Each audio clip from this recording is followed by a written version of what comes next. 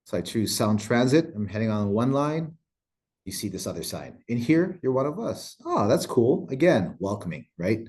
This time, Sound Transit is owning this and putting their logo on the layout, right? You get off at your stop and maybe you're checking in at Hilton Motif. The TV's on. You see this sign, this message. Our turf is your turf. You see the logo branding and you're starting to feel like, wow, this city is really doing a great job of welcoming me into their city. If you're anyone like me, as soon as you set up and you unpack and you get your things straight in the hotel room, you go, okay, let's grab a beer, right? Let's grab a local beer. So you walk on over to the waterfront and you happen upon maybe Old Stove. You see another sign. If you get loud, you're welcome here. Okay, sign me up. That's me. I'll have a couple beers there. Then after a couple beers, I want to go for a walk. So this fan goes and walks throughout the city and notices that, wherever you look, there's touches of this brand, right? Let's Play, Seattle 26. And it's all kind of coming together. But you've also been doing a lot of walking. So you go, I need a little bit of an energy boost. Maybe you need some coffee. Yeah, we got some of that. You head on over to Monorail Espresso from Seattle for the world. Yeah, we brew some pretty amazing coffee in this city. We want you to taste that, right? So you can see how the messaging, the branding is all coming together in conjunction with all these different partners. After that, Jolt of Coffee, now you're ready for more. So you head on over to, let's say, Pier 62, where you want to do more cheering. Rain or shine, we cheer here, right? You're yelling so much. I need a little something for my throat. What could solve that? Maybe some ice cream. Of course, some ice cream. Yeah. Molly Moons, right? You have some ice cream there on the waterfront. You see another table 10. Love the game? You're one of us, right? Wow, all of this is coming together. So you have your ice cream, and then you go, okay, I'm finally ready for the game. You head down to Soto to Seattle Stadium, and you see more messaging. The Emerald Pitch, where legends are made. So this is just a best case scenario. This is a dream state, right? But if we all sort of embrace this playbook and use it for our messaging, our marketing, our advertising, we could all present ourselves as one cohesive unit, one cohesive city, and really feel like a world-class experience. As a consumer, as a fan, you're experiencing all these different touch points around the city, and you're like, wow, this is pretty amazing. This city has it together. And that's what we want, right? So this truly is an invitation for everyone, whether, like Kelly said, a baker or a restaurant or a bar or a store, boutique store. Take this playbook, and use it, leverage it, put your logo on it, put your message on it, and be a part of this, right? If we all do this together, this is the goal, right? These fans, they'll come for the game, but they'll leave as fans of Seattle. We'll make a big impact on their stay, and hopefully they'll come back. Thank you, Vince. And we apologize. We failed to introduce Vince right after I finished my section. So this is Jorge Gotuso again, going back on screen. Well, wasn't that exciting, guys? This is a tremendous asset for everyone. It's a gift to the city. It's an opportunity that we won't have again with the World Cup coming to our city, to Seattle. So in the playbook, this is one of the pages that you will see. Vince did a really good job at showcasing the main logo, the recommended logo that we have for your marketing efforts. But we also have logo variations. We have the secondary logo here, or a second option that takes out the pitch from the lockup. And this is in case you have limited space in your marketing collateral. But you also have options that remove the graphic element entirely, and you just have the words, the taglines, Let's Play C26.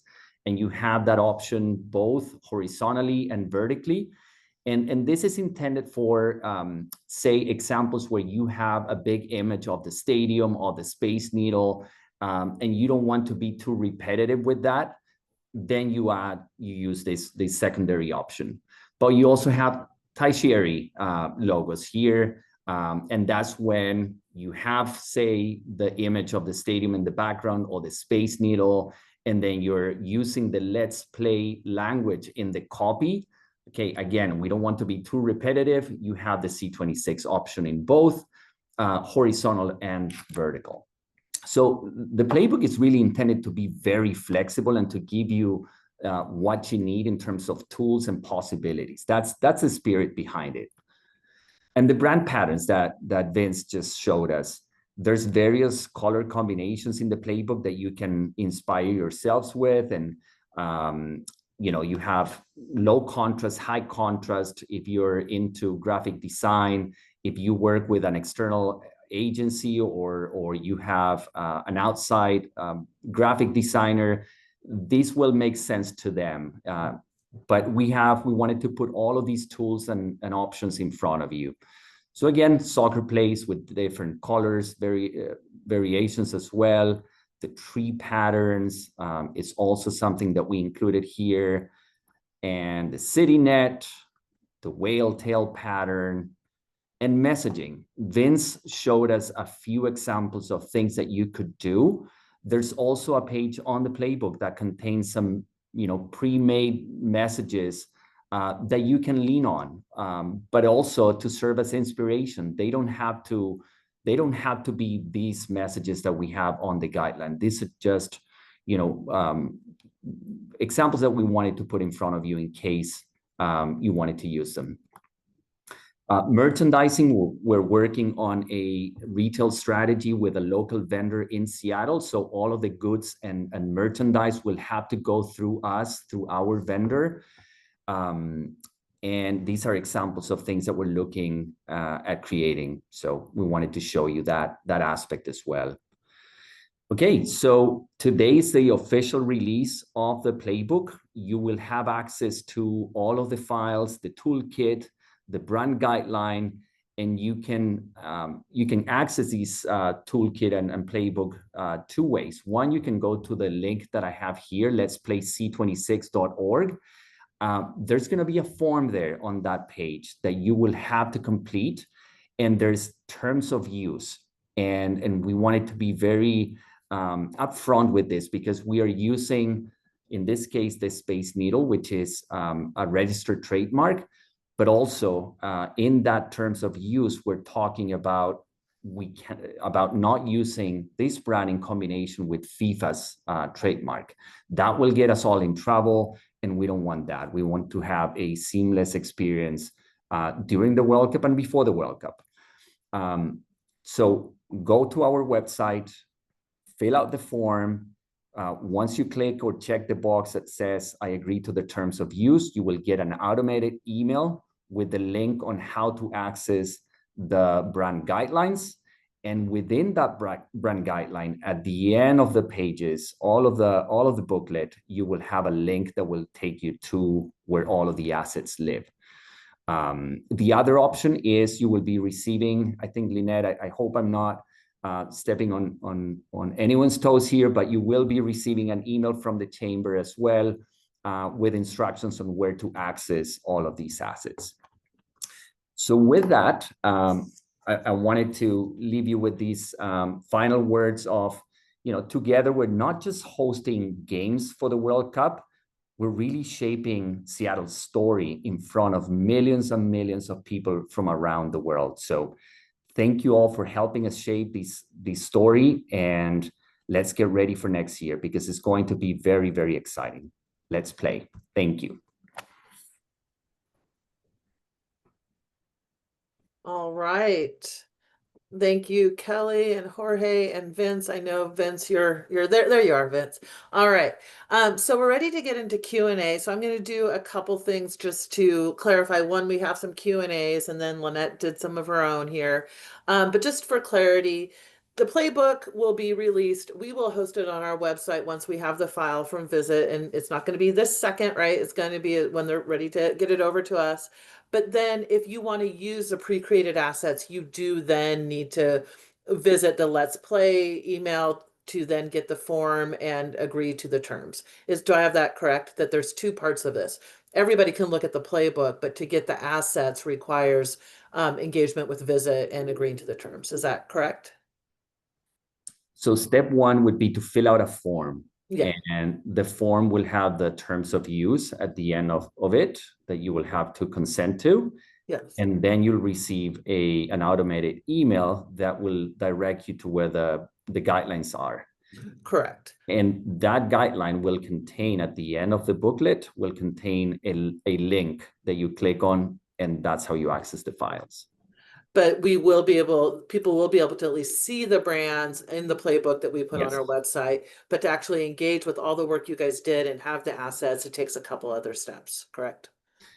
What you just outlined. Yes, even for the guidelines, you have to complete the form because that's how you get access to it. But on the website, the brand is applied to the entire landing page. So you will see it there.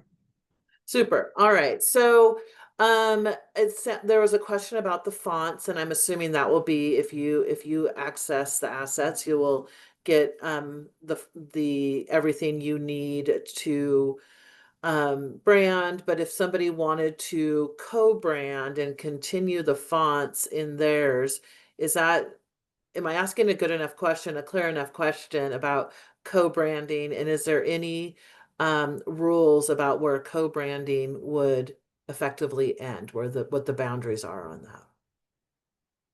that? I think as long as you follow all of the instructions that we have in the guidelines, you should be okay. We have included in the guidelines the fonts that are, specific to this brand, and we have two options. One that is paid in case you have the Adobe Suite software and technology, but we also have Google fonts that are free to download. So those two are available, and we wanted to be very intentional about that. When it comes to co-branding, really the spirit of this brand is to co-brand. So we encourage everyone to grab it, apply it. In the toolkit, there's also samples of co-branding, so templates that you can just plug and play, drop your copy, drop your logo, and just use it as is. But we also wanted to leave room if you have a creative team to design yours with the assets that we're providing. So the whole spirit and the whole story here is, we want you to co-brand and we want you to put your logo there. Can I add one thing too, Jorge? Yes, please. We chose specific examples, but there are only examples. So imagine if you remember the Sound Transit sign, that could easily be for Metro as well. So Hilton could be swapped with Marriott or Hyatt or anything. So just know that was just for the example of that slide, but know that we are truly encouraging each and every one of you to make it your own, put your logo on there, make the right message on there so that you're attracting business into your moments, right? Whether you're a restaurant, leverage this playbook to help you do more business. And I want to add too, if I may, and Lynette, it ties into another question here from James Conroy. James, I'm a Highline Premier soccer mom, so I'm tracking your name from all the emails I get from you. But you're talking about the club and an idea basically to co-brand benches throughout, the Highline region there.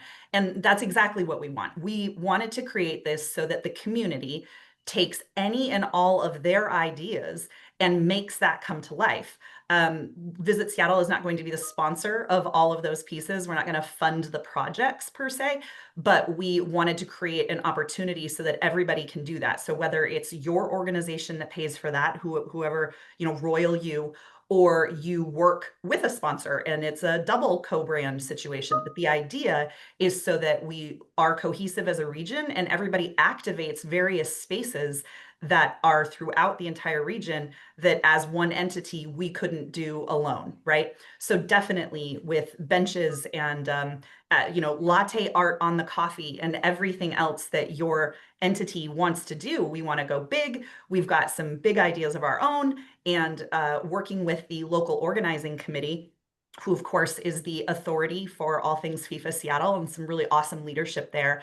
They are working on some activation pieces in the city as well using this brand. And they are really the only entity that can use the FIFA brand. So there was another question on who can use FIFA and what can you say and all of that. And the reality is nothing. And you should stay really far away from using any of their logos or terms or any of that. That is all FIFA intellectual property, which is why we had the idea to create something that was usable, that allowed all of us to stay out of any litigious matters, but still lean in to being a part of this in our community. Great, thank you.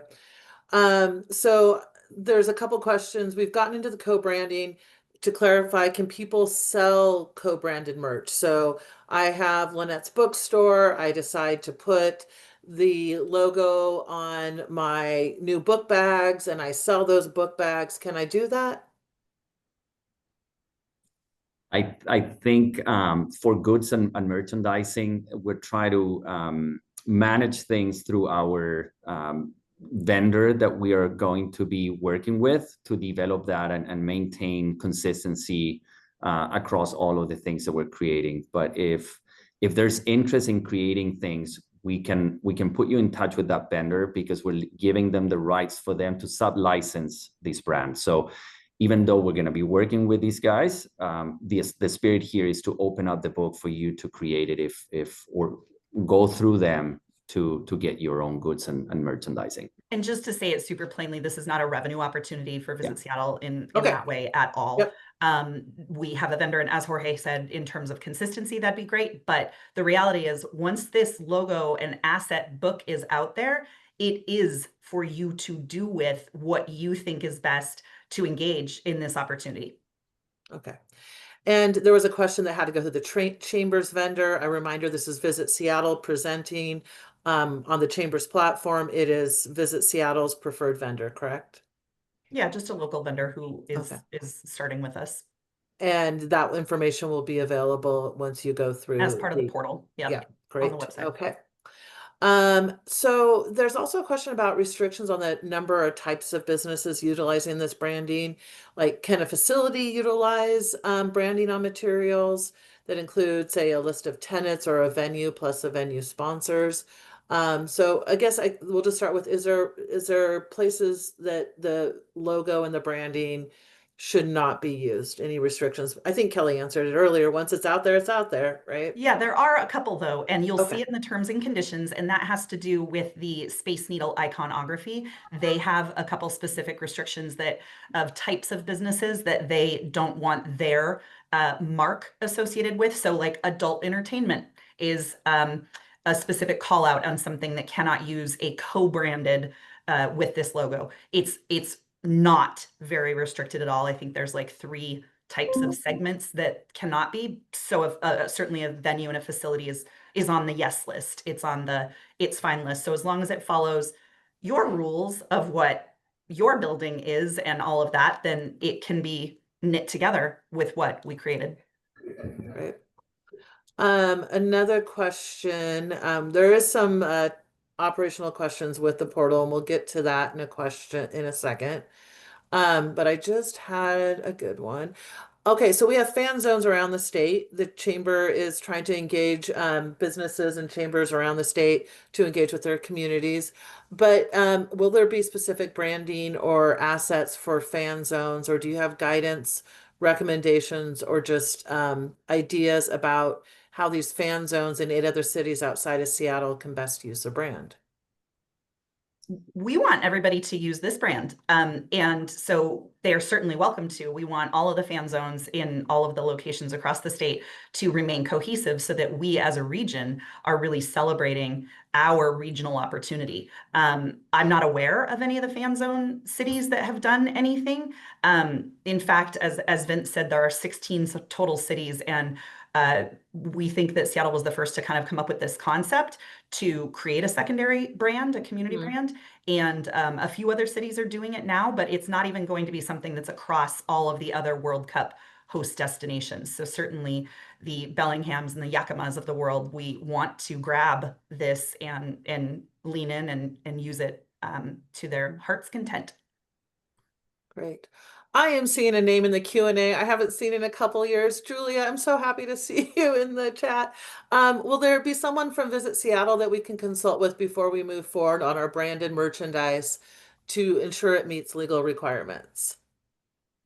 That would be myself, and in the booklet, my email is going to be listed there, as well as our executive creative director as well. So you can email us at any time, and we can have a conversation and talk about things. Super.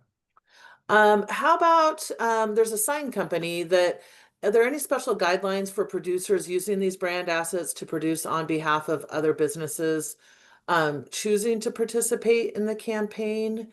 So if you're an intermediary and Lynette's bookstore sends you a graphic file to produce, does that sign company need to know anything before they proceed?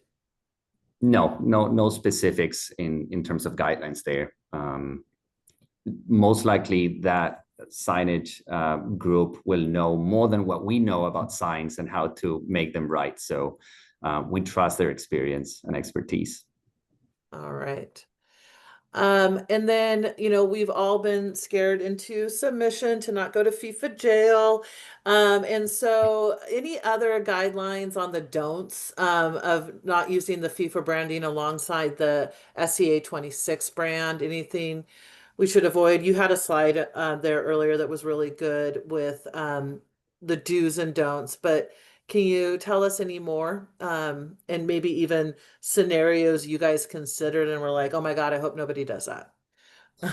Yeah, the guidelines, by the way, will contain those two slides that I presented earlier in the presentation.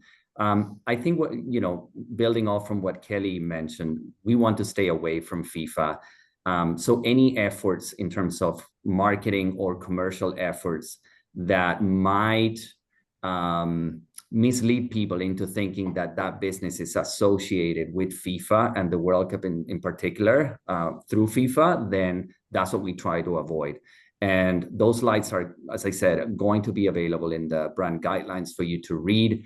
If there's any questions or doubts, please feel free to reach out. We can have, again, those conversations. But in general terms, the spirit here is we don't want to be associated with FIFA so that we don't get in trouble. Yeah, I'll add just to help exemplify, again, the local organizing committee, who is the FIFA Seattle entity, has rights to the specific FIFA property that was made for Seattle. And the only other entity that could have rights to that is, for example, the airport, who also has a contract with FIFA. And as it is today, and permission for them to change their mind and do things differently.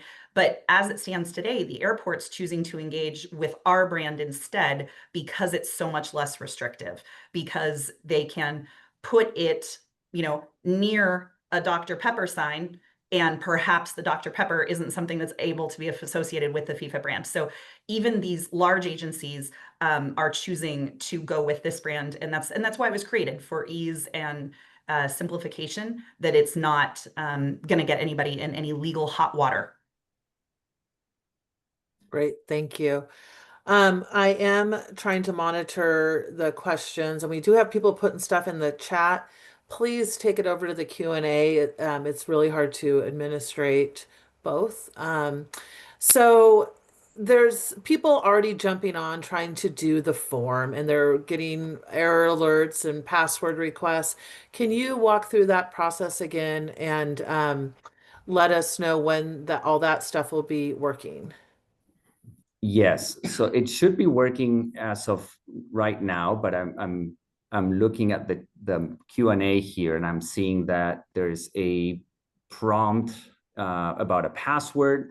You shouldn't receive that, so I'm checking in the background while I'm saying all these things with our web manager to make sure that that's working properly. But it was the website was live this morning, and it might be a glitch. So let me check on that. I'm seeing it, Jorge, and of course everybody's experience different. But Lynette, do you mind if I just share my screen?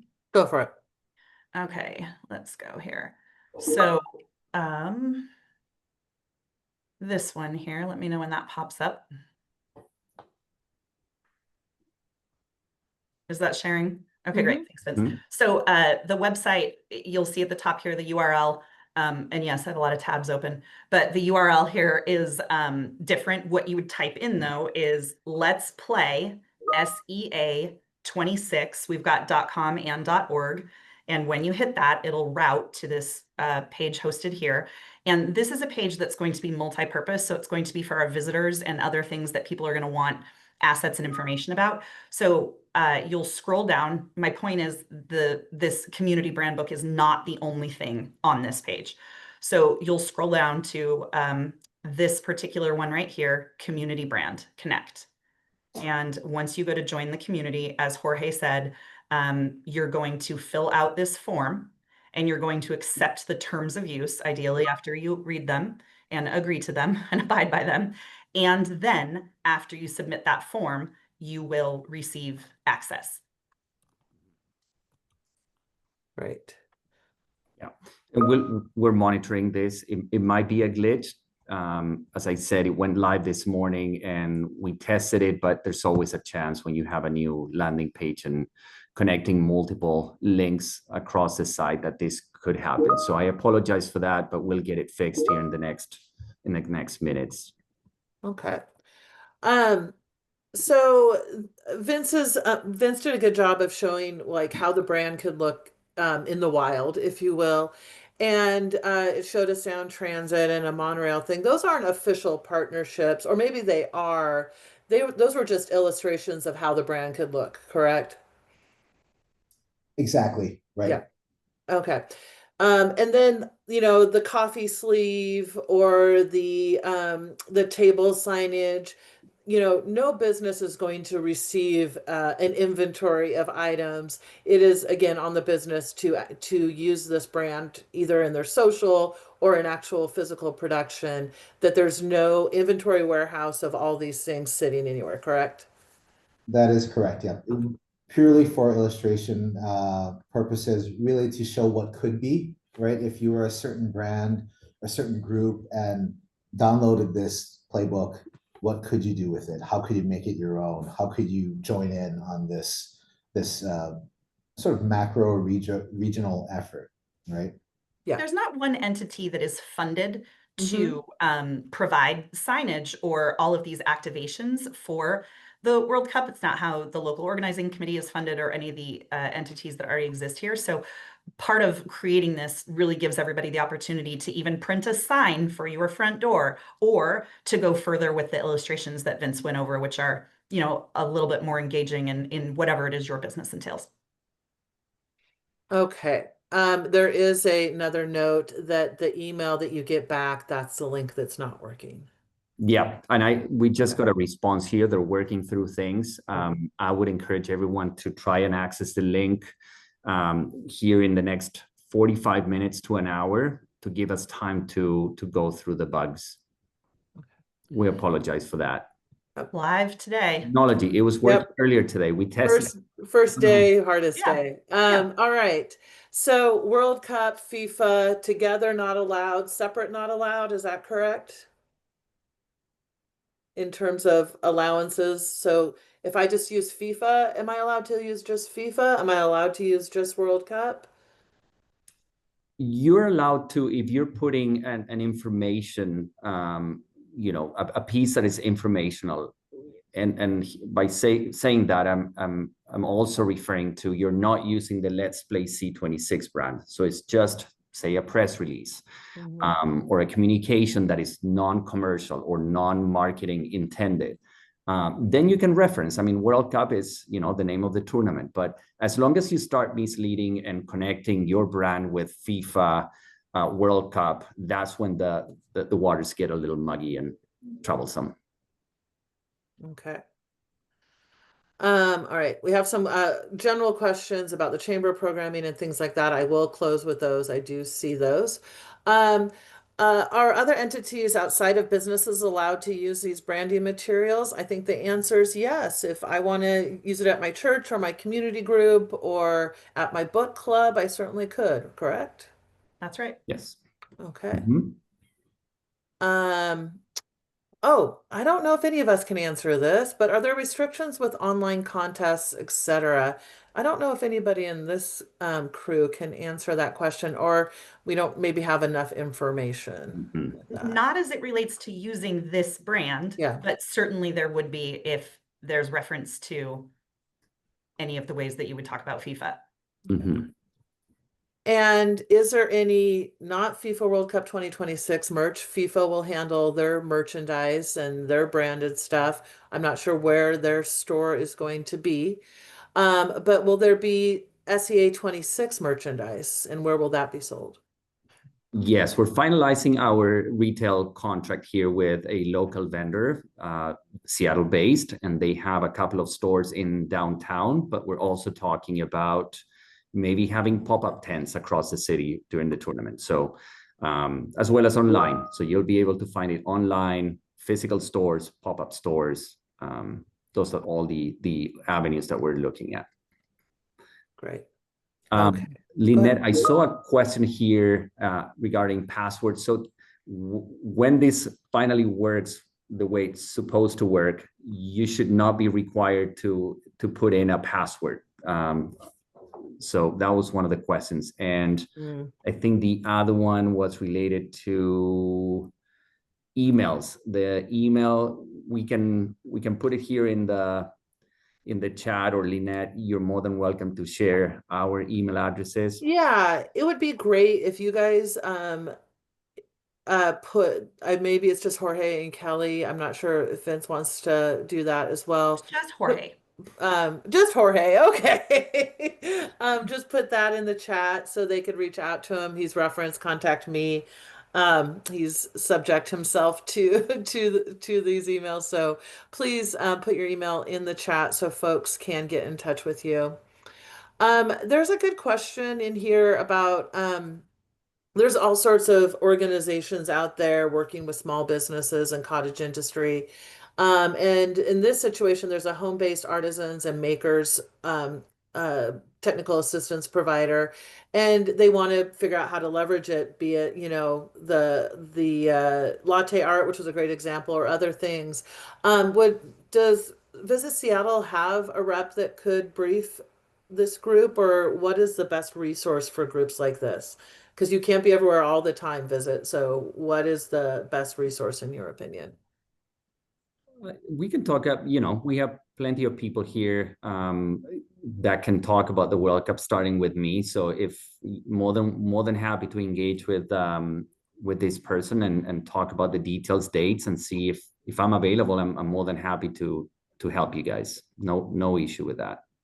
And I want to add too that, it's hard right now if you can't see it exactly because it's, it's got a bug of some sort right now. But Vince and his team in particular, in addition to the graphic designers and marketing professionals at Visit Seattle, do these graphics and logos and things every day. And they're brilliant with how they come up with things. But we did sit them in a room with the rest of us mere mortals and kind of went through a lot of kind of layperson ideas and questions. Hence earlier, if you caught the part about the fonts, right? Like we all don't have the graphic designer fonts on our computers. If you are a super small business, you are doing it for your book club, whatever it is. So this really is approachable for the scaling of somebody who is a one-man band all the way up to organizations that have firms that they hire or in-house resources to utilize. So once you see it, which I realize you can't, you will be able to better appreciate the approachability to understand how you can co-brand and how you can also just use it as is.